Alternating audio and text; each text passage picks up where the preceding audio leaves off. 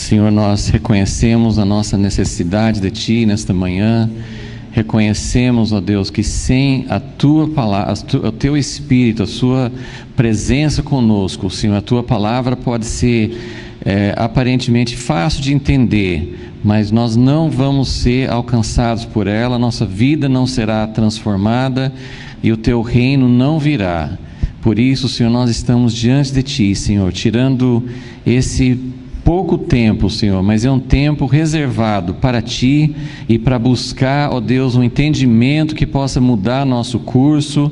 Ó Deus, nós sabemos que o Senhor está falando em outros lugares também, não é só aqui, mas mesmo com poucas pessoas, o Senhor pode fazer grandes transformações.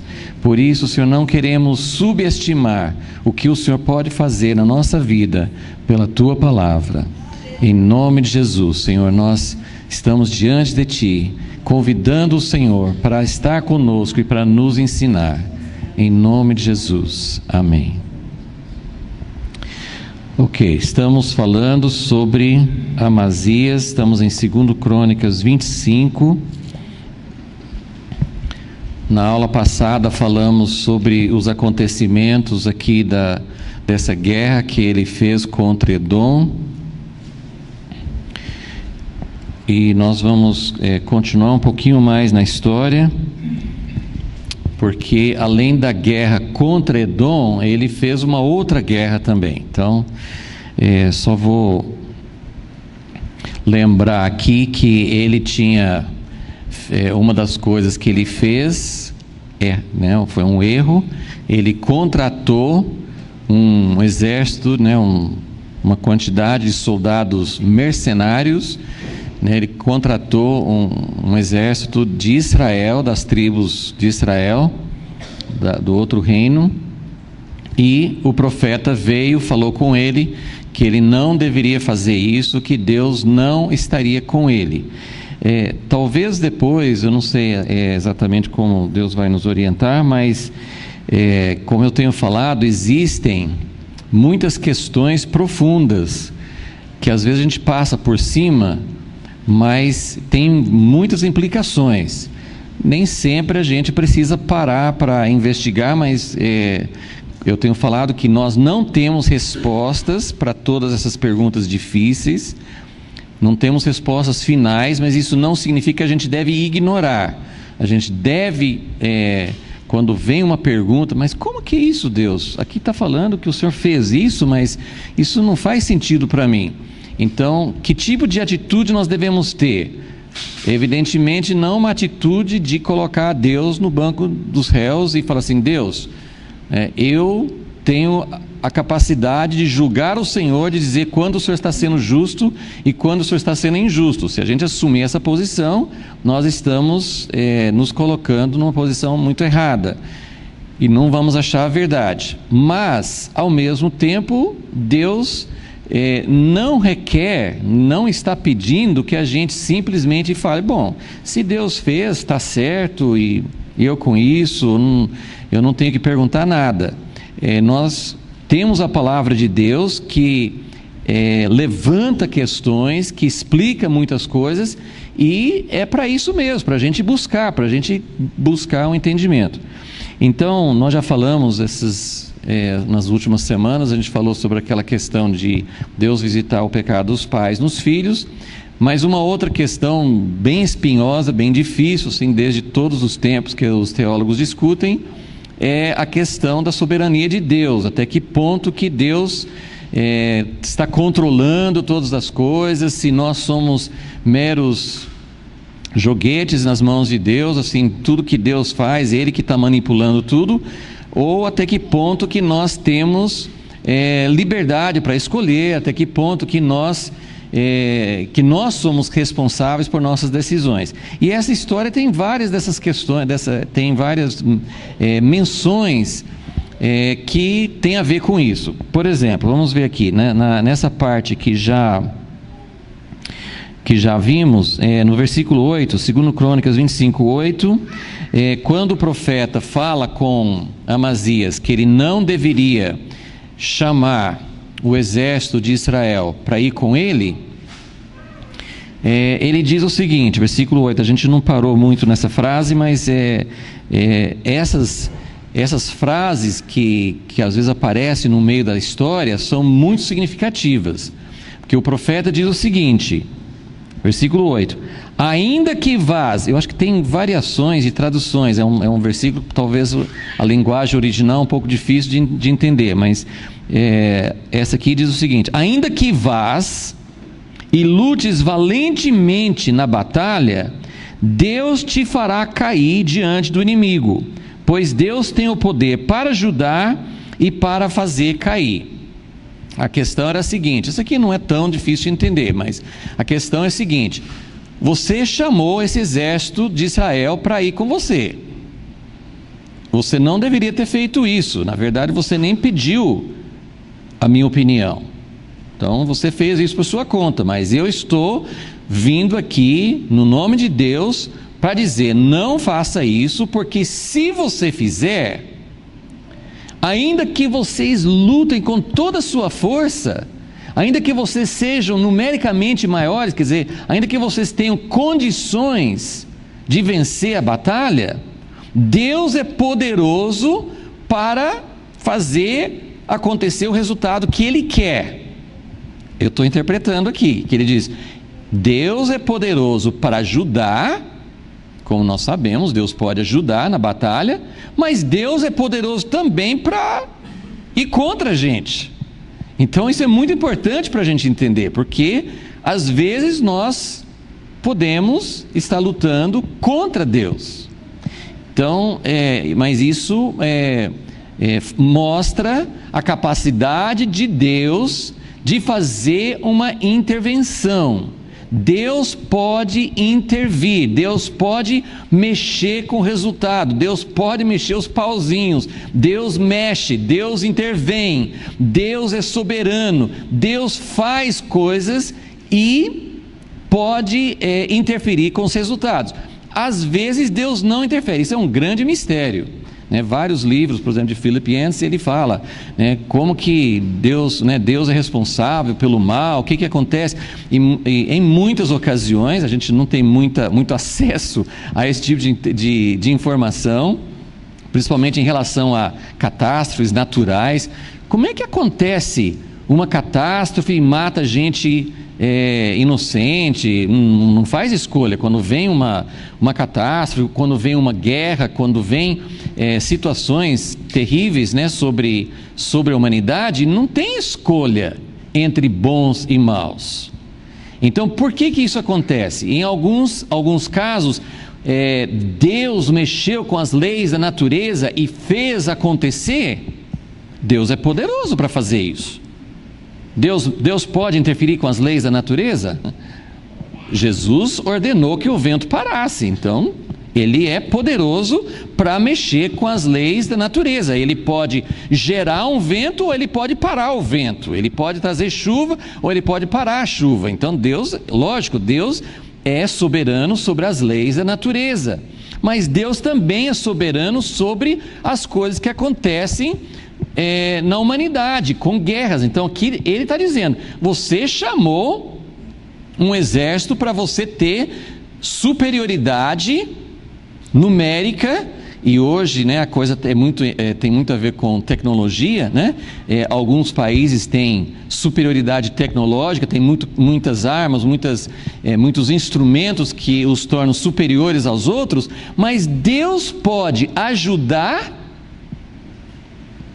um país ou uma guerra ou uma situação que está em desvantagem. Deus pode ajudar e Deus pode também interferir com o resultado e fazer com que quem tem superioridade perca a guerra. E nem vou tentar entrar no mérito de coisas que tem acontecido na nossa história recente, mas é muito fácil a gente observar. A gente não tem todas as informações, a gente não sabe como que Deus pensa em tudo, mas existem muitos exemplos de como Israel, por exemplo, com muita desvantagem numérica no início da sua história como nação, agora recente, de 48 para frente, 67, como eles ganharam contra todos os obstáculos.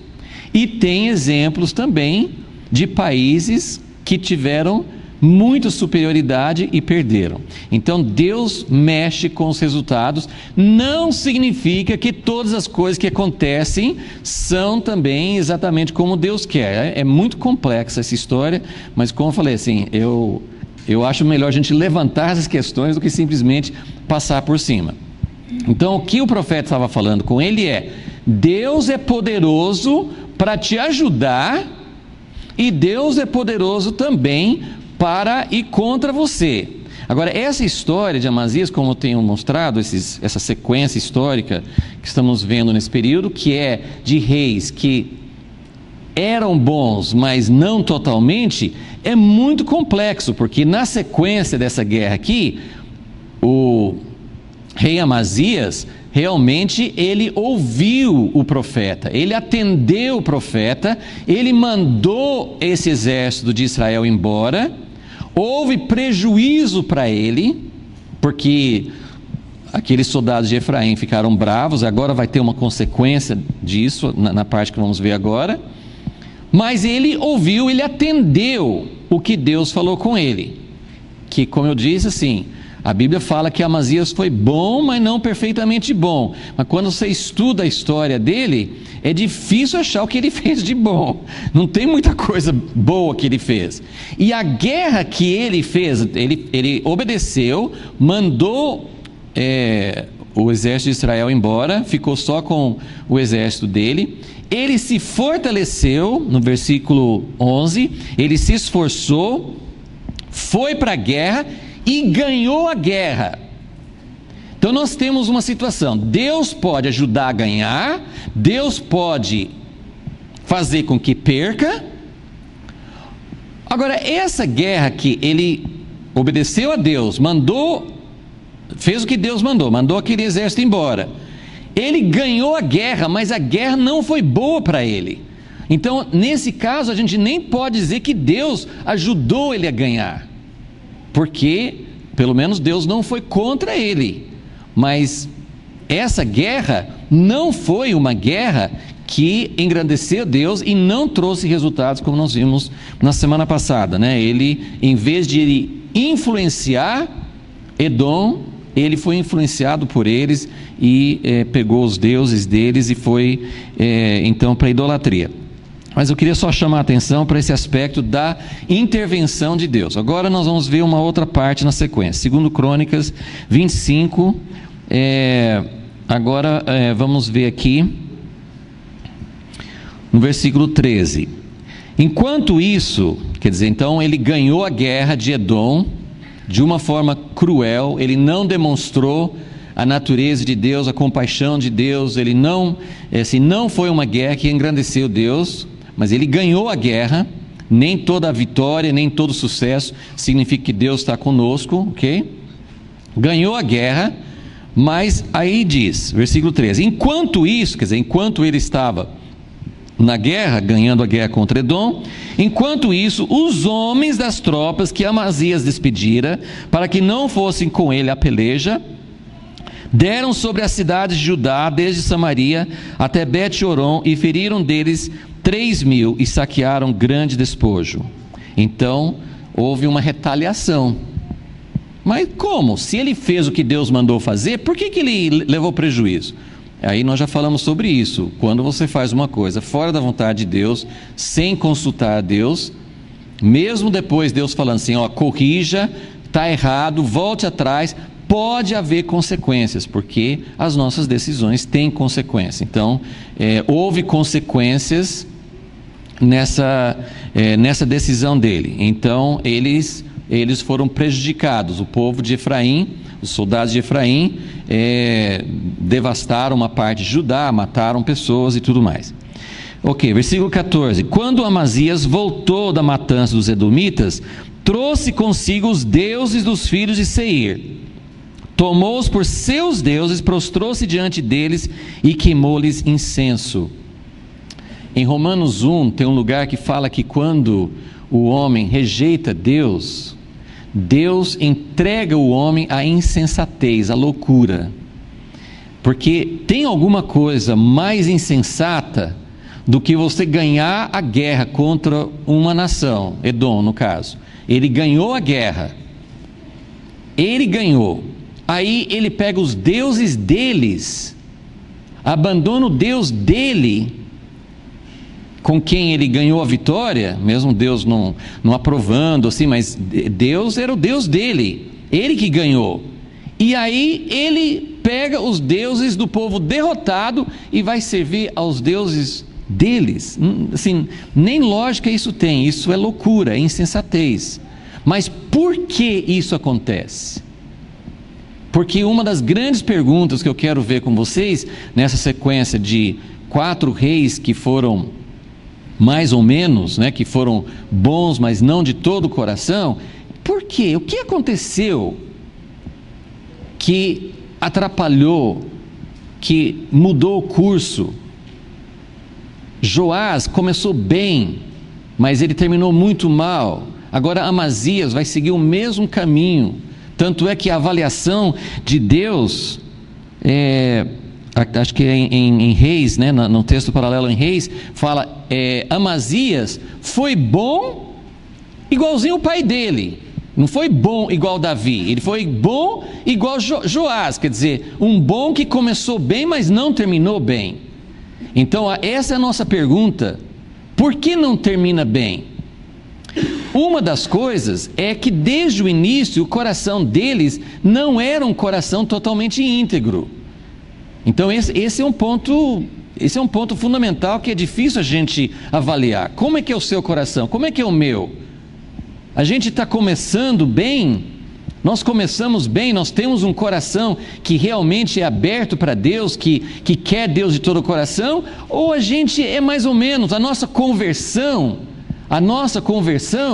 foi uma conversão mais ou menos? Porque existem pessoas, existem conversões na Bíblia que foram muito radicais. A conversão de Saulo, que se tornou o apóstolo Paulo, ele teve uma conversão muito forte, mas mesmo ele teve que ser trabalhado por Deus depois. Mas existem conversões que são muito fortes. Agora existem outras conversões que parece que são mais progressivas. Você tem um encontro com Deus, você se entrega para Deus parcialmente, mas lá na frente você tem um encontro que mexe muito mais nas raízes da sua vida. Então essa é a primeira pergunta. Primeiro problema desses reis é que, na verdade, eles não começaram tão bem. Eles já começaram com o coração não totalmente para o Senhor. E por isso que nós precisamos buscar muito a Deus. A Bíblia fala assim, o coração, a Bíblia fala, quem pode conhecer? Nem a gente conhece o próprio coração. Por isso nós precisamos da palavra de Deus, que sonda, que é capaz de separar a alma de espírito, que é uma espada de 2 gumes, que mexe lá nos pensamentos e intenções do coração. Você não conhece o seu coração, eu não conheço o meu. Talvez a gente ia morrer de ataque cardíaco se a gente visse o nosso coração de uma vez, né? Ia ser muita coisa para nós. Então Deus vai mostrando o nosso coração aos poucos. Então o coração precisa ser quebrantado progressivamente. Você não pode dizer, eu sou convertido, não tem mais nada a ser convertido na minha vida. Tem muita coisa que precisa acontecer na nossa conversão, ok? Então esse é o primeiro ponto. Eles não começaram com o coração íntegro inteiro para Deus. Agora a outra questão é que no percurso algumas coisas acontecem. E alguém disse, eu não sei se foi originalmente de Watchman Nee, mas é uma frase famosa, de que a vida cristã, ela é muito mais uma questão de reações do que de ações. Deus está muito mais interessado, claro que Deus interessa nas nossas ações, a Bíblia diz que nós vamos ser julgados por nossas ações. Então nossas ações são importantes. Mas por que as reações são mais importantes? Porque as reações demonstram nossa atitude. E são nossas atitudes que vão determinar as nossas ações. Então aquela abaixo da linha de fundo, quer dizer, tem que ir lá mais fundo, é onde Deus quer nos alcançar na nossa conversão, na nossa vida cristã. Muitas pessoas têm uma experiência de batismo no Espírito Santo em que depois de receber o batismo do Espírito Santo, eles se sentem muito mais sujos, muito mais pecadores diante de Deus do que antes do batismo. Porque o Espírito Santo é uma luz, ele começa a mostrar, ele começa a mexer com a nossa vida. Então, essas coisas que acontecem e as nossas reações. Então, que o médico faz? Hoje o médico tem condições de ver lá dentro, tem um monte de exames que antigamente não tinha, ultrassom, ressonância magnética, assim por diante, eles conseguem ver muito mais do que antigamente. Mas, tradicionalmente, como é que o médico descobre o que está errado com você? Sintomas. Através dos sintomas, ele vai saber. Febre, por exemplo, é um sintoma, mas não é a causa. Mas o que está causando a febre? O que está causando essas coisas? Então, essas reações, os sintomas, é que nós precisamos ver. Então, eu quero que vocês acompanhem aqui comigo o que está acontecendo com Amazias. Amazias começou mais ou menos. Ele não começou super bem, mas começou mais ou menos. Qual foi o principal... Esse ponto eu já falei, mas eu quero, assim, eu sinto que assim, esse é o ponto central que a gente quer ver hoje. Qual foi o sintoma positivo na vida de Amazias, na primeira parte? Exatamente aqui, quando o profeta veio e falou com ele: Amazias, você está fazendo uma coisa errada, você contratou esse exército, mande embora. Era uma decisão difícil. Ele pegou todos os recursos do Estado, todos os recursos que o governo tinha, e deu para esse exército, porque quando, né, isso é minha avaliação, mas é mais ou menos óbvio aqui. De onde que os reis ganhavam dinheiro deles? De impostos, como sempre, mas também de conquistas. Eles ganhavam dinheiro de conquistas. Então, quando um rei dominava sobre Moabitas, sobre Edom, sobre outros países em volta, aqueles povos pagavam tributo. E isso dava dinheiro. Por que Salomão era tão rico? Porque ele governava sobre muitos povos e muitos povos traziam dinheiro para ele. Então, Amazias estava fazendo um investimento. Eu vou gastar 100 talentos de prata para contratar esses soldados, mas nós vamos conquistar Edom, e Edom vai nos dar muito mais do que 100 talentos de prata. Ok? Deu para entender o raciocínio? É esse. Agora, o profeta veio e falou assim: mande esse povo embora. Ele falou assim: mas eu gastei 100 talentos de prata. O que eu vou fazer? Foi uma coisa difícil para ele. Mas o profeta falou assim: não se preocupe com isso, Deus pode dar mais do que isso. E ele obedeceu. Então, sabemos que o coração dele não estava 100%, mas ele conseguiu fazer o quê? Esse é o ponto, é um ponto muito central na Bíblia. Ele conseguiu fazer o quê? É muito claro esse contraste entre essa primeira etapa, esse momento aqui, em que ele ouve a advertência profética, ele reconhece que é de Deus e obedece. Sendo que esse caso aqui não era um caso tão claro, ele não estava cometendo um pecado, ele não estava fazendo uma coisa tão absurda, ele estava contratando o povo de Israel, não estava contratando os egípcios, ou os sírios, ou babilônios, ele estava contratando o povo de Deus para ajudar. Mas o profeta falou assim: não, eles não estão em aliança com Deus, então não vá com eles.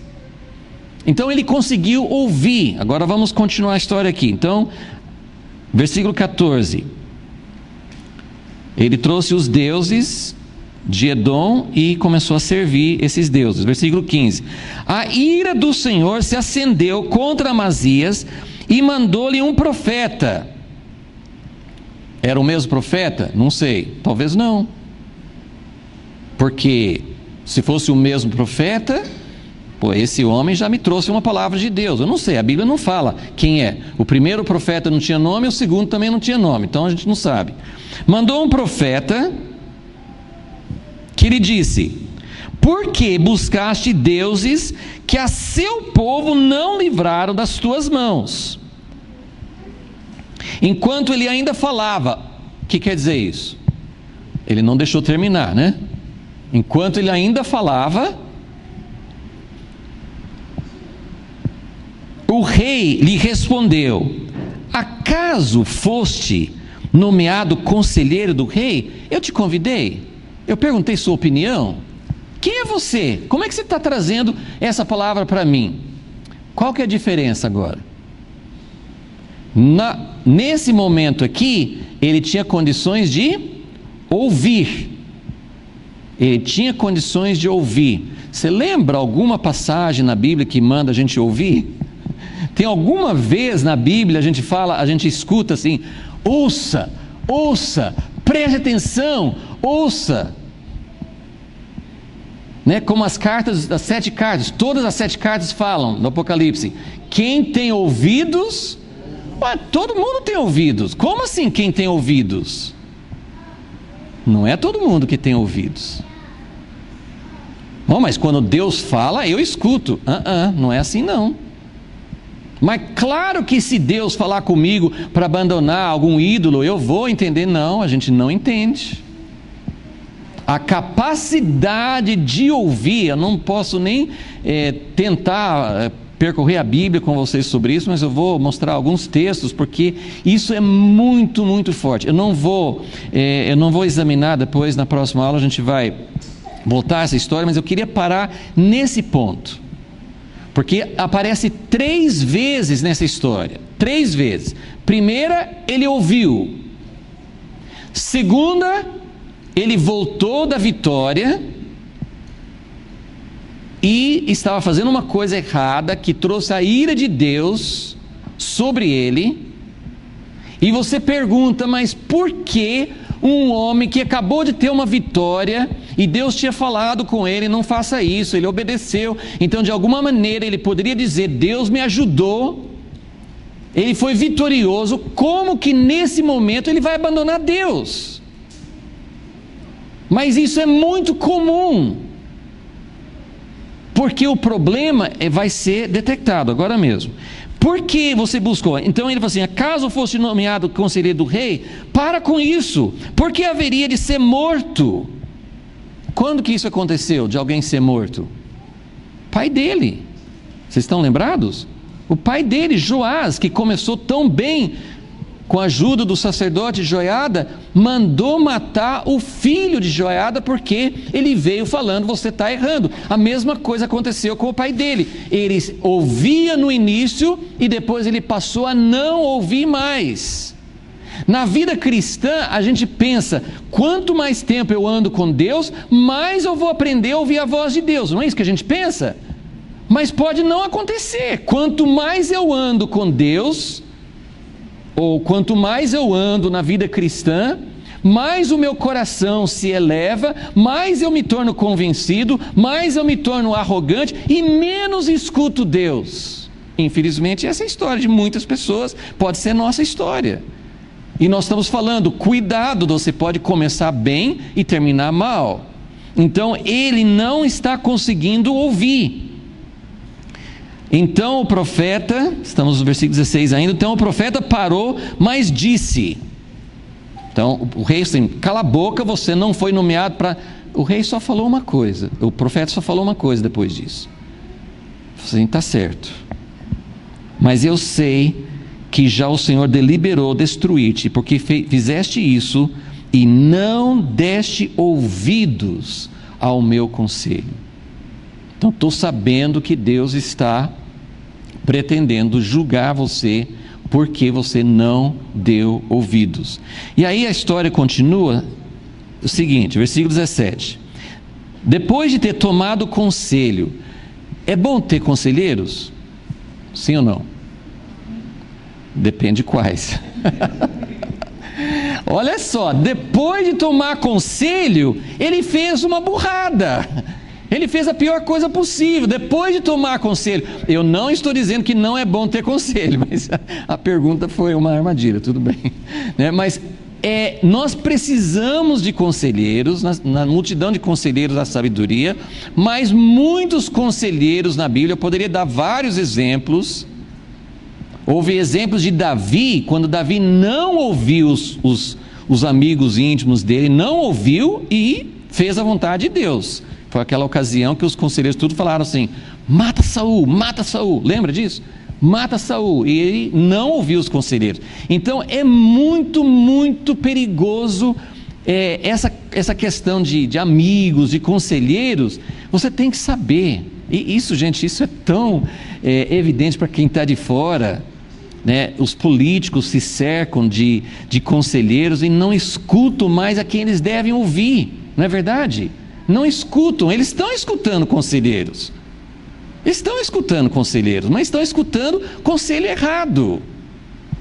Você tem que saber quem você está ouvindo. Você está ouvindo alguém que só fala o que você quer ouvir? Isso não é escutar conselheiro. Lembra da história de Roboão? Roboão tinha 2 grupos de conselheiros. Ele tinha os conselheiros mais jovens, da idade dele, e tinha os conselheiros mais velhos. Então ele ouviu 2 conselhos, e ele escolheu qual conselho que ele queria ouvir. Escolheu. Então, gente, essa questão é muito séria, né? Depois de ter tomado o conselho, Amazias, rei de Judá, mandou mensageiros. Tem umas histórias que são meio engraçadas, né? Assim, você quer fazer guerra contra o cara, não precisa mandar mensageiro antes. Faz guerra, né? Não, ele manda um mensageiro assim: vamos fazer uma guerra? Vamos fazer uma guerra juntos, né? Assim, uma coisa até meio cômica, né? Vamos fazer uma guerra? E aí o rei de Israel, que não é uma pessoa, é toda aquela mistura que nós temos visto, assim, eles conheciam, eles sabiam que era Jeová, eles não eram totalmente contra Deus, mas tinham toda aquela mistura, a religião de Jeroboão, andavam nos pecados de Jeroboão e tudo mais. Então, esse rei de Israel, Jeoás, que é aquela coisa que eu falei assim, que é só para a gente confundir, né? Porque o pai de Amazias chamava Joás, e o rei de Israel nessa época chamava Jeoás. Eu acho que eles ficavam assim com inveja um do outro, assim: tem um Jeoás na sua família, vai ter na minha também. Não sei, porque era na mesma época. Na mesma época eles tinham os mesmos nomes, então dá uma confusão. Por isso que você tem que fazer aqueles diagramas e tal, para não se perder. Mas tinha esse Jeoás lá em Israel, que respondeu para ele. Então o que eu quero mostrar aqui, primeiro ele ouviu a advertência profética, naquela ocasião, ouviu. Agora ele não ouviu o profeta, ficou irado, porque ele não deixou o profeta nem falar, e ameaçou o profeta de morte. Então ele teve uma reação. Por que ele teve uma reação? Porque ele não queria ser corrigido, ele não queria abandonar o caminho dele. Então é muito sério isso. Eu não vou ter o tempo de olhar essa passagem, mas o rei Asa, que foi antes um dos reis bons, ele também fez umas coisas ruins no final da vida. Por isso que, gente, é muito sério essa questão. Como é que a gente termina a nossa carreira? O rei Asa foi muito de Deus, teve um longo reinado, fez muitas coisas boas, mas mais para o final da vida dele veio um profeta para ele também, e falou com ele, e o rei Asa ficou irado. Por isso que eu estou falando, nós precisamos olhar os sintomas. A Bíblia fala: guarda o teu coração, sobre tudo que você guardar, guarda o seu coração, porque todas as coisas que você vai fazer, vêm do coração. E a Bíblia fala, é difícil a gente conhecer o coração, é desesperadamente enganoso, mas nós temos condições de ver resultados, sintomas. Asa ouviu uma repreensão profética, ficou irado com o profeta e jogou o profeta na cadeia. Isso é um rei bom. Então são essas reações. Quando nós chegamos a uma posição na nossa vida, talvez pela própria idade, uma pessoa mais idosa, desculpe, assim, eu estou chegando lá também, eu posso falar, né, que quanto assim você vai chegando a uma posição, você não quer ouvir os outros, você acha que você já sabe. Quem é esse garotinho, essa garotinha para me falar alguma coisa? É arrogância. é você começar a ter uma posição de não conseguir ouvir. Você fica bravo quando alguém fala você está errando. Talvez a pessoa que está te falando não está fazendo certo. Talvez até tenha uma motivação errada. Pode ser. Mas nós precisamos entender, porque esse rei de Israel, que não é um exemplo, o profeta já tinha falado, não use os soldados desse rei, porque eles não servem a Deus, mas esse rei está dando uma palavra de Deus para Amazias. Olha só o que ele fala, versículo 18, ele mandou dizer a Amazias, aí ele conta uma espécie de parábola, e a parábola é muito, se você for olhar a parábola é muito arrogante da parte de Jeoás também, porque ele falou assim, olha, tinha um cardo que estava no Líbano, e mandou dizer ao cedro, olha só a comparação, tem o cardo que é, né, um negócio de espinhos, um negócio que não serve para nada, e tem o cedro que é uma árvore bela, frondosa, que tem muitas utilidades. Quem é o cardo? Amazias. Quem que é o cedro? Joás. Olha só, ele é super arrogante nessa parábola. Então o cardo que estava no Líbano mandou dizer ao cedro que estava no Líbano também, dá tua filha, meu filho, por mulher. Então ele nem conseguiu ter resposta, os animais do campo que estão no Líbano passaram a pisar o cardo. Então assim, é até uma parábola que você lê assim, nossa, o que ele quis dizer com isso? Mas ele explica, versículo 19, tu dizes, feri os edomitas, e elevou-se o teu coração para te gloriares, fica em tua casa, curte a sua vitória que você já teve, não tente fazer uma coisa. Por que Amazias queria brigar com Israel? Alguém sabe? Por que ele queria fazer guerra? Por que ele quis fazer guerra? Porque aquele exército que ele contratou, que mandou embora, fez uma destruição, e ele não vai levar esse desaforo quietinho, né? O homem que é homem não vai deixar isso passar, não é verdade? Então assim, vamos tirar essa diferença, vamos resolver isso aqui. E o rei de Israel falou assim, fica quieto na sua casa, você está muito orgulhoso. Ele não era um homem de Deus, ele não era um profeta, ele não era nenhum exemplo, mas ele mandou uma palavra de Deus para Amazias, você está arrogante, você está orgulhoso, você devia ficar quietinho na sua casa.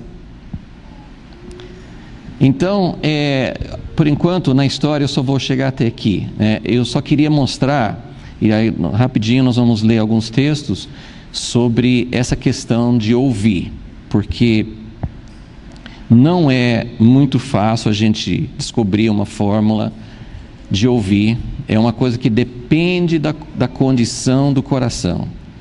Mas o que está acontecendo com Amazias? Ele está fazendo algo errado, e quanto mais ele vai no caminho errado, menos ele consegue ouvir. Então, gente, se nós não conseguimos ouvir, se nós não conseguimos ser corrigidos, se nós não conseguimos nos humilhar diante de Deus, tem uma coisa muito errada na nossa vida. Então, isso só Deus pode aplicar na vida de cada um. Eu quero ler um texto com vocês agora, em 1 Reis capítulo 3, é uma história bem famosa do rei Salomão, e algum tempo atrás nós recebemos uma palavra. Eu nunca tinha me atentado para isso, porque quando Salomão se tornou rei, ele teve uma experiência com Deus, ele teve um encontro com Deus, foi num sonho, mas ele teve um encontro com Deus, e Deus teve a coragem, eu falo assim que Deus teve a coragem, porque Deus fez uma pergunta para Salomão que é muito difícil, não sei se tem alguma outra pergunta na Bíblia semelhante.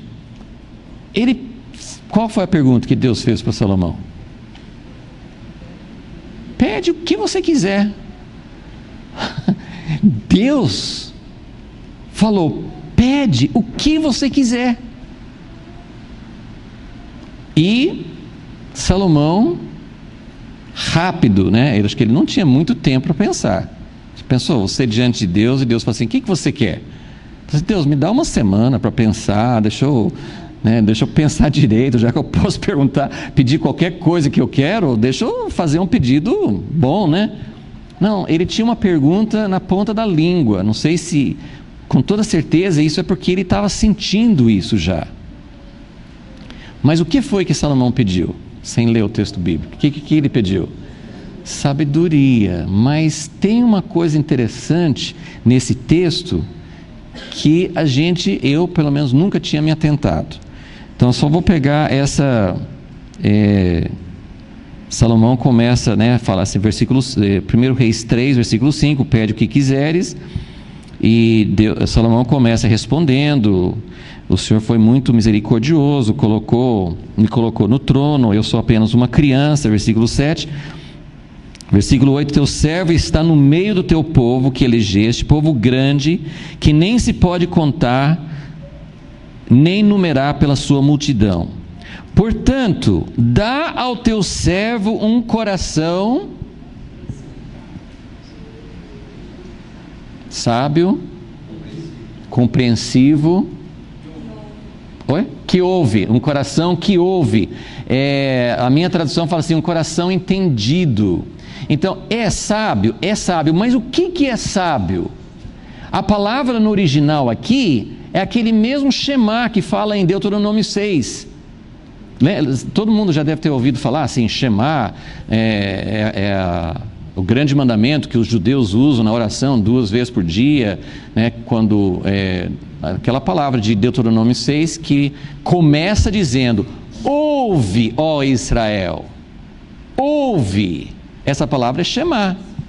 Ouve, ó Israel. Por isso que essa oração dos judeus é chamada de Shema. E aí fala assim: ama teu Deus de todo o teu coração, toda a tua força, todo o teu entendimento. Então esse é o grande mandamento, é o Shema que os judeus consideram como grande mandamento. Jesus falou que é o grande mandamento, mas esse mandamento começa falando: Shema, ouve, ó Israel. Sem ouvir você não consegue amar, sem ouvir você não consegue obedecer. Então quando Salomão pediu para Deus algo, a gente pensa, um coração sábio. Sim, ele queria sabedoria, mas que tipo de sabedoria? Um coração que ouve, porque a partir do momento que é um coração que não ouve mais, e o próprio Salomão demonstrou isso na vida dele de uma forma muito clara. Foi Salomão que disse em Provérbios: sobre tudo que se deve guardar, guarda o teu coração. E só que em 1 Reis 11, nesse mesmo livro, nós descobrimos que ele casou com muitas mulheres, e as mulheres desviaram o coração dele para não ouvir mais de Deus. E o próprio Salomão, quando Deus falou, Deus também mandou um profeta para Salomão. E quando o profeta chegou para ele e falou assim: olha, por causa disso que você fez, eu vou dividir o seu reino. E Salomão, ao invés de ouvir e atender e buscar arrependimento, e Deus, será que pode mudar alguma coisa? Pelo menos minha vida pode mudar. Quando Deus decreta algo, às vezes pode mudar, como quando Deus mandou Jonas falar contra Nínive, Deus mudou a sentença. Mas existem sentenças que não vão mudar, mas sempre cabe arrependimento, sempre. O arrependimento não é uma troca, eu me arrependo se o Senhor mudar a minha sorte. Não, o arrependimento é necessário, o arrependimento é a base de tudo. Então, mas o que Salomão fez com aquele profeta? Ele caçou o profeta e queria matá-lo. Aliás, não, desculpe, ele quis matar Jeroboão, porque ele ficou sabendo pelo profeta que Jeroboão seria o chefe da divisão. Então ele quis matar Jeroboão, mas ele não teve um coração para ouvir. Então o coração que ouve, o coração que presta atenção. Tem tantas e tantas passagens que eu vou ler com vocês. 1 Samuel capítulo 2.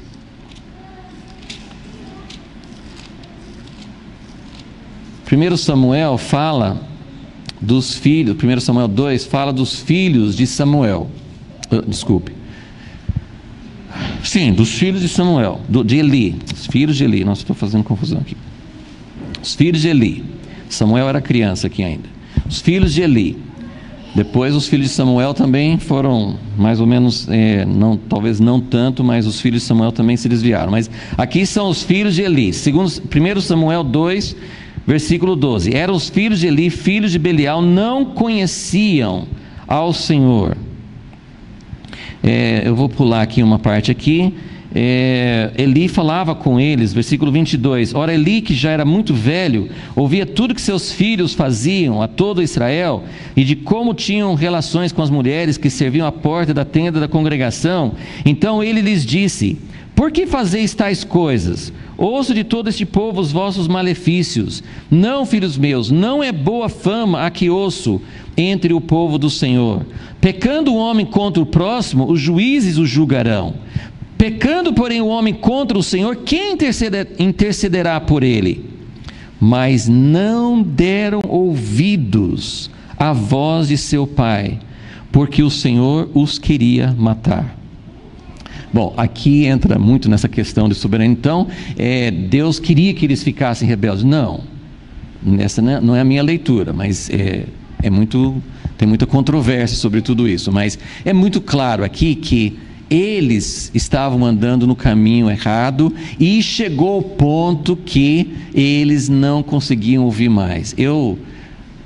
Durante anos, dando esses estudos, eu sempre falo a respeito de uma linha, acho que muitos aqui já ouviram falar dessa linha, que existe uma linha na nossa vida cristã,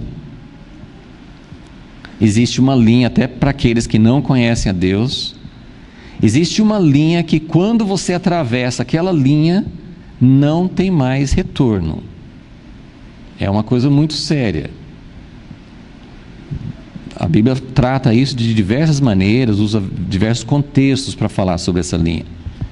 Mas existe uma linha que você pode atravessar. E quando você atravessa essa linha, você não consegue ouvir mais. E aí, em vários casos, mostra que o próprio Deus começa a endurecer o coração, que foi o que aconteceu com o faraó. Quando atravessa a linha, quando rejeita Deus, tem um momento em que Deus, ele sabe qual é esse momento certo. Existem muitos momentos na nossa vida que nós fazemos coisas erradas, mas nós nos arrependemos e estamos do lado de cada linha, está tudo bem. Mas existe uma linha em que a gente não consegue mais ouvir. Não cabe a nós julgar ninguém. A gente não vê a linha nem na nossa própria vida. Como é que eu vou ver na vida de uma outra pessoa? Eu não sei quando a pessoa atravessa a linha. Mas a Bíblia fala que tem uma linha, a Bíblia não usa essa expressão, não tem, mas existe uma linha que você atravessa e o seu coração não consegue mais ouvir. Por isso em Hebreus 3 fala assim: ouça, não endureça o seu coração. Então é uma mistura, eu endureço o meu coração, depois Deus endurece o meu coração. Aí tem até aquela palavra que Jesus falava quando os discípulos vieram, citando do Velho Testamento, mas Jesus fala assim: faça os olhos, cega os olhos desse povo, faz o ouvido deles ficar pesado. Você fala assim: Deus quer que as pessoas sejam cegas? Deus quer que as pessoas sejam surdas? Mas ele fala porque eles não querem ouvir. Eles não querem ouvir. Deus às vezes usa coisas duras para falar conosco, para nos acordar. Ele quer que a gente acorde, Ele quer nos dar ouvidos. Mas é muito, muito sério isso, Vamos ler, acho que nós não vamos ter tempo para ler todos os textos, mas só citando, em Deuteronômio 29, quando Moisés estava dando o último discurso antes do povo entrar na terra prometida, ele ia morrer, e ele fala em Deuteronômio 29, acho que é versículo 4, ele fala: Deus ainda não deu a vocês um coração que ouve. E depois no capítulo 30, ele promete: mas um dia virá quando Deus vai circuncidar o seu coração, vocês vão conseguir ouvir. Então, essa circuncisão do coração, esse quebrantamento, é isso que significa ter condições de ouvir de Deus. Eu quero ler em Salmo 81, que eu acho que resume bem. Salmo 81. Salmo 81, versículo 10. Eu sou o Senhor teu Deus, que te tirei da terra do Egito. Abre bem a tua boca e eu a encherei. Mas o meu povo não quis. Esse é o ponto inicial. Esse é o ponto. É um mistério. Eu não entendo muito o coração, a vontade. Por que às vezes a gente tem vontade de buscar a Deus? Por que às vezes a gente não tem? De onde que vem essa vontade? Como é que a gente faz para ter vontade? Como é que a gente faz para ter um coração que ouve? Mas tem que querer. Meu povo não quis ouvir a minha voz. Israel não me quis, pelo que eu os entreguei aos desejos dos seus corações e andaram segundo os seus próprios conselhos. Se meu povo tão somente me ouvisse, se Israel andasse nos meus caminhos. Então, é muito sério isso. Eu fico muito comovido com essa questão assim de ouvir a voz de Deus e de estar diante de Deus como um povo que ouve, como um povo que tem esse coração que Salomão pediu. Eles não tinham a mesma facilidade que nós temos. Na nova aliança, nós temos muito mais capacidade. Por isso que Moisés falou com o povo. Ele falou assim: Deus fez um monte de coisa depois que vocês saíram do Egito. Fez vocês passar pelo deserto. Ele tratou. Ele tratou com vocês. Mas vocês ainda não ganharam o coração que ouve. Mas no capítulo 30 ele promete a nova aliança. A nova aliança é muito mais potencial, mas mesmo assim nós corremos o mesmo perigo, porque o livro de Hebreus fala, como naquele tempo, hoje também, capítulo 4 de Hebreus, tenham muito temor, porque nós também ouvimos algo de Deus e podemos não estar dando valor. Então é muito sério isso, né? Eu não estou querendo colocar um peso, eu só queria colocar assim, o quanto que isso é um sintoma fundamental. Se a gente quer ouvir Deus, quando nós somos corrigidos, quando Deus manda uma palavra, Deus pode usar um profeta, Deus pode mandar uma pessoa como aquele rei de Israel, que nem era um homem que estava andando com Deus. Ele pode falar assim: você está muito arrogante. Uma pessoa que tem um coração sensível, uma pessoa que fala assim: que é isso? Eu vou ouvir uma pessoa que é muito pior do que eu, que está muito mais longe de Deus do que eu vou ouvir essa palavra? Não, nós precisamos ouvir que Deus pode usar uma jumenta, Deus pode usar uma criança, Deus pode usar uma pessoa que a gente julga que não conhece a Deus. Quem sou eu para julgar uma pessoa? É uma pessoa que eu falo que é do mundo, que é ímpio, né? Muita arrogância da nossa parte, às vezes, achar que Deus não pode usar uma outra pessoa para falar: você está fazendo uma coisa errada. Que tipo de reação? Que tipo de reação? Alguém pode estar criticando você? Alguém pode falar uma palavra que não é de Deus? Pode, você coloca diante de Deus e Deus vai te mostrar. Mas tem que ter sensibilidade, tem que ter abertura para Deus, ok? Bom, eu vou fazer uma coisa que não sei se eu já fiz antes, sempre tem que ter uma primeira vez. Tem a ver com o que nós estamos estudando, porque nós estamos olhando para os reinos de Israel e Judá, e atitudes e governantes e tudo mais. E assim, hoje eu senti muito forte que eu devia falar. Vocês não precisam acatar. Espero que vocês continuem me amando do mesmo jeito.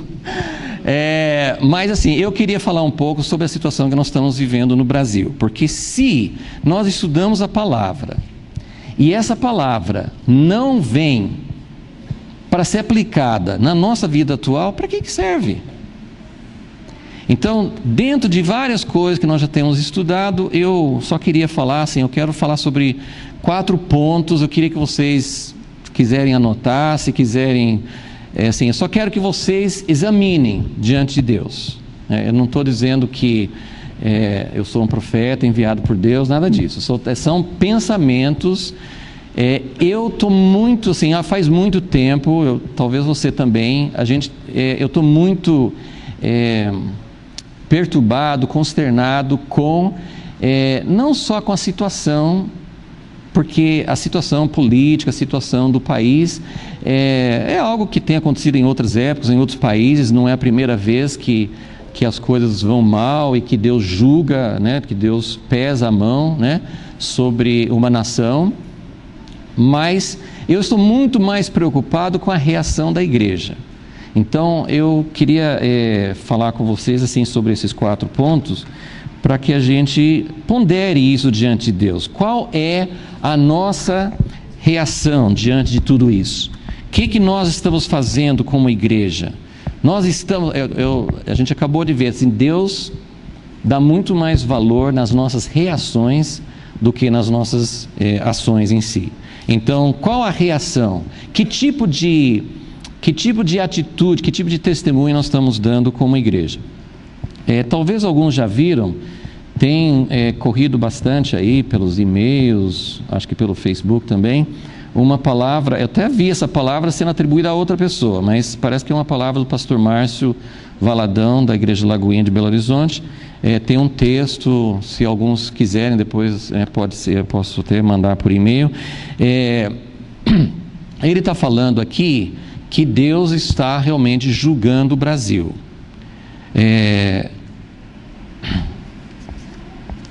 Contexto errado aqui. E olha só, nós temos a derrocada da nossa economia, a violência crescente. Ele nem fala aqui de corrupção no governo, mas a gente poderia, claramente faz parte, né? Ele fala derrocada da economia, que está entrelaçado com corrupção e tudo mais, a violência crescente, catástrofes naturais sem precedentes, pragas manifestadas, né? Nós temos Zika vírus e tudo isso que está acontecendo. Então, assim, a gente não pode dizer tudo que está acontecendo é por causa da política ou por causa de uma pessoa. Você percebe que existe um quadro, ok? Então, o primeiro ponto que eu queria falar com vocês, Deus realmente está julgando a nossa nação, ok? Eu não vejo como chegar a uma outra conclusão, porque isso não é obra de uma pessoa, não é obra de, sabe, você não consegue colocar isso como causado por uma coisa específica, uma pessoa específica, ok? Então, o primeiro ponto, Deus está julgando a nossa nação. Com toda certeza não é só o Brasil, existem outras nações. Se um determinado indivíduo chegar a ser presidente dos Estados Unidos, não tenho dúvida nenhuma de que Deus está julgando os Estados Unidos, ok? Eu acho assim um absurdo, não sei se ele chega lá, mas se ele chegar, e até onde ele já chegou, um jornalista que não tem nada a ver de cristão, eu li um artigo no New York Times que diz, o monstro somos nós. Ele diz, tudo bem, você pode criticar o Trump porque ele é um desbocado, fala um monte de besteira, mas as pessoas que já estão votando nele sabem muito bem que ele não são pessoas ignorantes. Ele está sendo apoiado por pessoas do Ku Klux Klan e isso não está abalando ninguém está achando assim, nossa, que absurdo. Então, o monstro somos nós. Então, isso não foi um cristão que disse isso.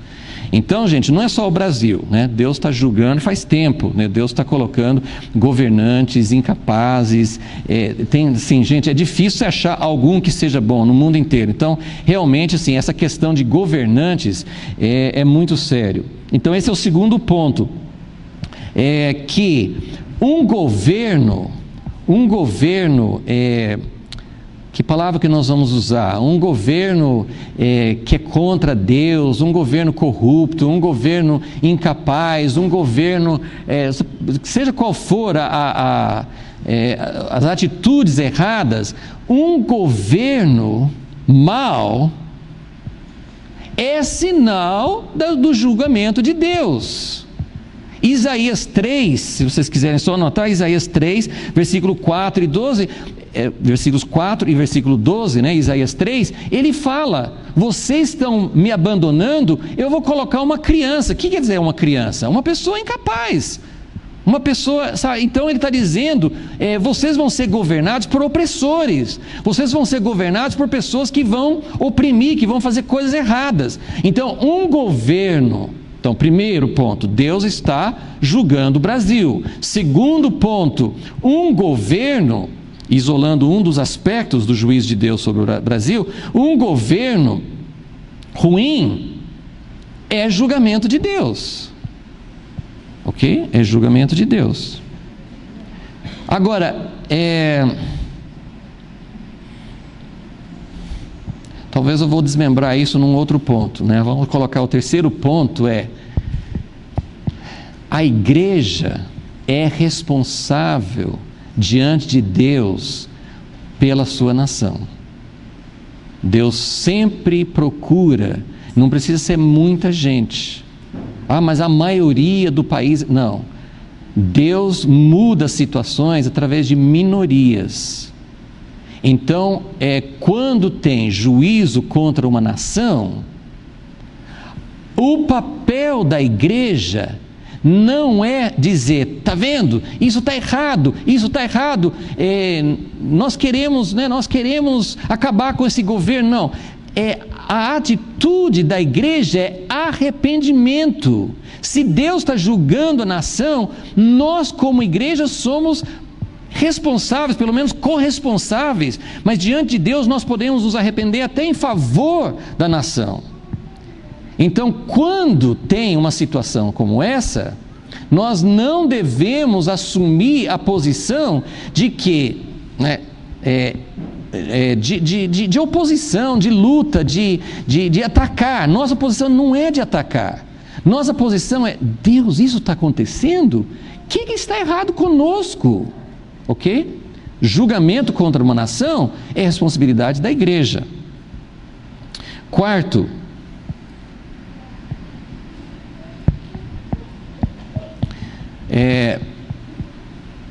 quando nós assumimos, quando a igreja assume uma posição de acusação,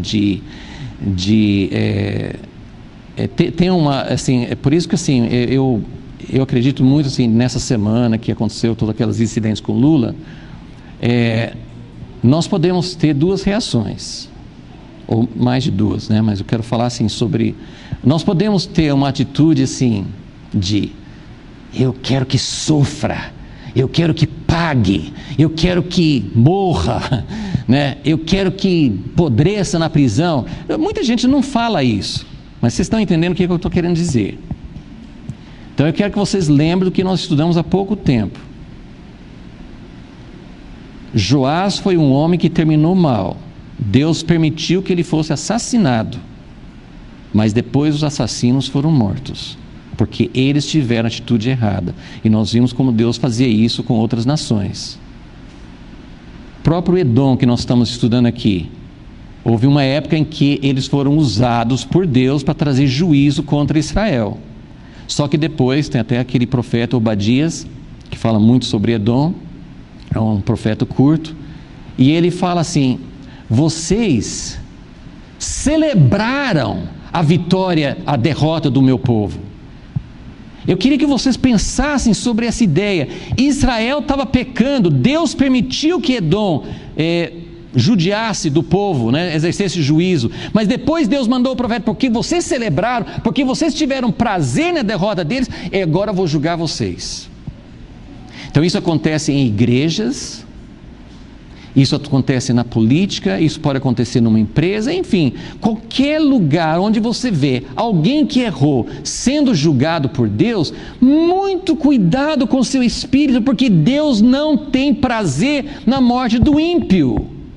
Deus não tem prazer. Essa atitude que a gente vê saindo de todas as manifestações, e muitas pessoas da igreja estão fazendo isso também, isso não é de Deus. Deus está julgando o governo atual? Eu concordo 100%. Até mesmo assim, não sou eu que vou julgar isso. Mas a gente ouviu, assim, eu só quero mostrar assim, que a gente tem que ter um equilíbrio. A gente tem que perceber. Há pouco tempo, o ex-presidente disse: não tem ninguém mais honesto do que eu. Quando alguém fala isso, como assim, não tem ninguém, nem Deus pode afundar o navio Titanic, o negócio fica sério. Eu não tenho dúvida nenhuma de que Deus está julgando. Compreenda? Eu não estou defendendo, estou dizendo que, qual é a minha atitude? Qual é a minha atitude? A Bíblia diz, no Novo Testamento: vingança é minha, assim diz o Senhor. Por que ele diz isso? Porque nós, na nossa condição caída de humanidade, nós não temos condições de exercer vingança. Nós não temos condições de exercer juízo. Eu sempre vou exercer juízo com uma atitude errada. Eu vou pisar, eu vou gloriar, eu vou achar que eu sou melhor. Isso é errado. A igreja tem que se apartar disso. A igreja tem que fugir. E agora deixa-me falar uma coisa: a situação no Brasil não é por causa de direita e esquerda. Deus não é da direita, Deus não é da esquerda. Existem pessoas sinceras. Você pode ser da direita, você pode ser da esquerda. Você tem direito de fazer isso, não tem problema nenhum. Você não deve ser uma pessoa que não tem opinião. Estude as coisas, chegue à sua conclusão. Eu defendo a direita, eu defendo o socialismo, eu defendo isso. Não tem problema nenhum. Tem cristãos sinceros que defendem ambos os lados. Deus não está julgando o Brasil porque nós temos um governo socialista. Porque tem muitos e muitos pecados da direita do capitalismo que Deus julga também. Então Deus não é defensor de um lado e nem de outro. Os governos deste mundo nunca vão acertar. Isso significa que a gente não participa? Não. Nós devemos defender aquilo que Deus coloca no nosso coração, que são valores de Deus. Procure valores de Deus, vote no candidato que você acha melhor, mas não pense que Deus é da direita, não pense que Deus é da esquerda. O problema de Deus julgar são problemas morais. Deus julga por causa de situações morais. Então nós precisamos diferenciar. Nós somos do reino de Deus. Isso não significa que nós somos alienados, isso não significa que a gente não se interessa, isso não significa que a gente não tem opinião, mas isso significa que você aceita seu irmão que pensa o oposto de você. Nós fazemos parte de uma igreja que tem pessoas que pensam, tem doutrinas diferentes, tem filosofias diferentes, tem um monte de ideias diferentes. Isso é possível. Na verdade, a verdade de Deus reúne elementos da direita, reúne elementos da esquerda, tem aspectos da verdade que uns estão enxergando melhor do que outros. Deus nunca vai dar a verdade toda para uma pessoa só. Por isso ninguém pode falar assim: Deus é da direita, porque é uma visão parcial. É uma visão parcial. Então, entendeu o que eu quero dizer? A ação de Deus não é uma questão de política. E aí que nós chegamos. Então, quarto ponto é: muito cuidado com o espírito de celebração e vingança. Nós queremos que Deus faça justiça? Queremos. Algumas coisas Deus julga aqui e agora. Outras coisas Deus não julga. Muitas pessoas, muitos governantes, opressores morreram em paz, infelizmente. Nem todas as coisas são julgadas aqui. O fato de algo ter sido julgado não é um juízo final também. Pessoas justas já foram prejudicadas, foram perseguidas. Então, a gente tem que falar assim: Deus, faça justiça, faça uma limpeza. Deus está trazendo sujeira à tona, será que vai melhorar? Vamos orar para que Deus faça. Mas eu não sou juiz, E a minha celebração não é um sentimento assim, né, tá vendo? Eu estou certo e eles estão errados. Nós temos que fazer, Deus, conduza o país, faça como o Senhor quiser. E aí a gente chega no quinto e último ponto, que é a solução para a nossa situação política. A solução não está num determinado candidato, num determinado partido. Não pense você que simplesmente por tirar um partido e colocar outro, as coisas vão andar bem no Brasil. Pode ser. Se Deus tiver misericórdia de nós, Ele pode colocar uma outra pessoa que vai fazer muito melhor. Não estou dizendo que não, mas a solução não está num determinado partido, num determinado candidato, porque, como eu falei, a questão de Deus abençoar ou não tem a ver com questões morais. Tem questões práticas, assim como na sua família. Se você gastar mais do que você ganha, você vai se dar mal. Então isso acontece no país também. Então, assim, isso é evidente. Tem princípios que estão sendo quebrados que é evidente. Se entrar um outro governo que vai fazer com que as contas sejam equilibradas, se for usar princípios certos, muitas coisas podem dar certo. Mas isso não é necessariamente bênção de Deus. A bênção de Deus sobre alguns países que a gente conhece na história, não é por causa da política deles. Deus abençoou os Estados Unidos, Inglaterra, alguns países da Europa, não é por causa do capitalismo. Gente, nós vamos acordar. A bênção de Deus é por causa de princípios de Deus. E como eu falei, a verdade tem aspectos bons de ambos os lados. Então, assim, eu só queria assim, nós como igreja, nós precisamos nos afastar dessa ideia de que Deus está a favor de uma determinada filosofia política, que Ele não está. Nós estamos aguardando o reino de Deus, nós estamos lutando em favor do reino de Deus. Por isso, a gente não se torna alienado. Nós nos interessamos em o que vai acontecer, e como eu falei, você como uma pessoa pensante, você tem todo o direito de dizer, não, eu estudei, eu analisei, eu ouvi isso, e a minha conclusão é que eu sou da direita, ou eu sou da esquerda, ou assim, esses rótulos nem são bons, né? Eu quero isso, eu defendo isso, não tem problema, cada um tem direito de chegar à sua conclusão, só não põe Deus no meio, não põe Deus no meio, não põe igreja no meio. Nós não fomos chamados para defender um tipo de governo, nós não fomos chamados para defender um partido, nós não fomos chamados para acusar ou para atacar um partido, nós fomos chamados para buscar a verdade, o reino de Deus. Quando tem algo que é de Deus, a gente fala, isso eu apoio. Fez uma coisa certa, eu estou nisso. Fez uma coisa errada, eu não estou nisso. As pessoas chegam e querem, né?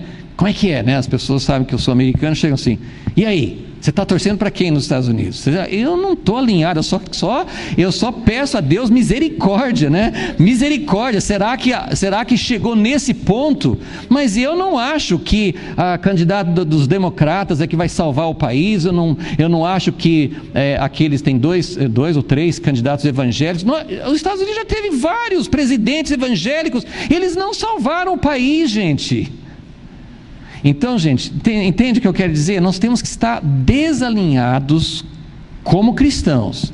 Você pode ter sua convicção pessoal, pode falar, eu quero, isso não é problema. Não estou falando que assim, o cristão não pode ter opinião. Eu só estou dizendo, o reino de Deus não é de nada disso, e a gente precisa ter uma atitude que mostre o que Deus quer. E se Deus está julgando o país, a igreja precisa chegar a uma posição de arrependimento, porque nós, como Abraão orou por Sodoma, se tiver pelo menos 10 pessoas, você vai salvar o país, não vai destruir. Ele não achou 10 pessoas, e Ló não estava fazendo o que ele devia fazer lá, ele não conseguiu nem salvar a própria família. Então, o que nós precisamos fazer é: Deus, eu quero que o Senhor restaure a igreja, eu quero que a igreja ocupe seu lugar. Se nós temos algum tempo, aí entra toda a escatologia também, porque tem a questão assim de que as coisas talvez piorem ainda mais. Então tem coisas que a gente não sabe como vão acontecer, mas a Bíblia fala: ore pela paz, ore para que Deus tenha misericórdia do país, ore para que Deus faça justiça, e a vingança pertence a Deus, não sou eu que vou julgar. Existe toda uma questão de pré-julgamento, por isso que tem todo o processo da lei. A lei é corrupta também, a lei nem sempre faz o que é certo, mas nós não podemos cair naquela assim: eu condeno todo mundo já é condenado, é acusado e culpado. Nós temos que falar assim: Deus, o Senhor vai julgar aqui, não sei se vai ser um julgamento total, talvez não vai ser, muita coisa o Senhor vai julgar só no último dia, mas Deus, tenha misericórdia. Amém? Eu sei que a tendência vai ser terminar e todo mundo sim começar a falar: eu acho isso, eu acho aquilo. Eu não sei, não estou dizendo. Eu gostaria que vocês guardassem isso no coração, que pensassem, não começassem assim a levantar muitas discussões, né? Ore sobre isso em casa, pense, como eu falei assim, eu estou falando da minha perspectiva. Eu também sou uma pessoa limitada, eu posso estar falando uma parte da verdade, mas se tem alguma coisa que é de Deus, considere. Vamos orar. Senhor Deus, nós estamos olhando para a história de Israel, Judá no Velho Testamento. Nós estamos vendo como o Senhor atuava, como o Senhor fazia. Alguns governantes eram tementes a Ti, outros não eram, e o Senhor ia agindo. Nem todos foram plenamente julgados. O povo também às vezes não buscava a Ti, às vezes era o povo que queria arrastar o governante atrás de coisas erradas. E nós, como cristãos, não só como brasileiros, mas como cristãos, nós também temos sido culpados de corrupção, de desonestidade, de não falar sempre a verdade. Senhor, nós queremos que o Senhor trate conosco, queremos que o Senhor nos julgue antes do dia final, queremos que o Senhor nos purifique. Essa coisa em que todas as coisas sujas virão à luz. O Senhor falou que um dia isso vai acontecer com toda a humanidade, inclusive conosco. Se tem algo que não foi consertado, confessado, que nós não nos arrependemos, que não está debaixo do Teu sangue, se nós também estamos endurecendo o nosso coração e não estamos ouvindo a Tua advertência, Senhor Deus, trata conosco, tem misericórdia da igreja, tem misericórdia dos pastores da igreja, tem misericórdia de cada um de nós, Senhor. Ó Deus, age, Senhor, traz arrependimento, traz uma mudança. Senhor Jesus, nós não fomos chamados para dizer: a Bíblia fala que vai ter muita coisa ruim, então as coisas vão piorar e acabou. Nós fomos chamados para orar, nós fomos chamados para buscar uma mudança, ó Deus, para que haja mais chance, para que nossos filhos possam ter uma chance para viver para Ti, Senhor, para que Teu reino venha, para que haja um testemunho do Teu reino nesta nação, Senhor. Ó Deus, tem misericórdia, Senhor. Ó Deus, muitas coisas não estão bem esclarecidas, mas, ó Deus, que o Senhor possa trabalhar conosco e mudar o cenário deste nosso país que nós amamos, Senhor. Ó Deus, nós não queremos ir embora, não queremos abandonar, não queremos dizer aqui não tem mais jeito. Nós queremos que o Senhor alcance os Teus escolhidos, queremos que o Senhor alcance as pessoas que precisam de Ti, e o Senhor nos chamou para ser testemunhas, o Senhor nos chamou, ó Deus, para ser luz, ó Deus, para demonstrar uma outra atitude. Ó Deus, mostra-nos como nós podemos fazer isso. Não queremos ser coniventes, não queremos apoiar o mal, mas não queremos celebrar, queremos ter atitude de arrependimento, Senhor. Ó Deus, só o Senhor pode nos dar essa linha fina, Senhor, para fazermos a Tua vontade. Ó Deus, e isso nós pedimos, Senhor, em nome de Jesus. Em nome de Jesus. Amém.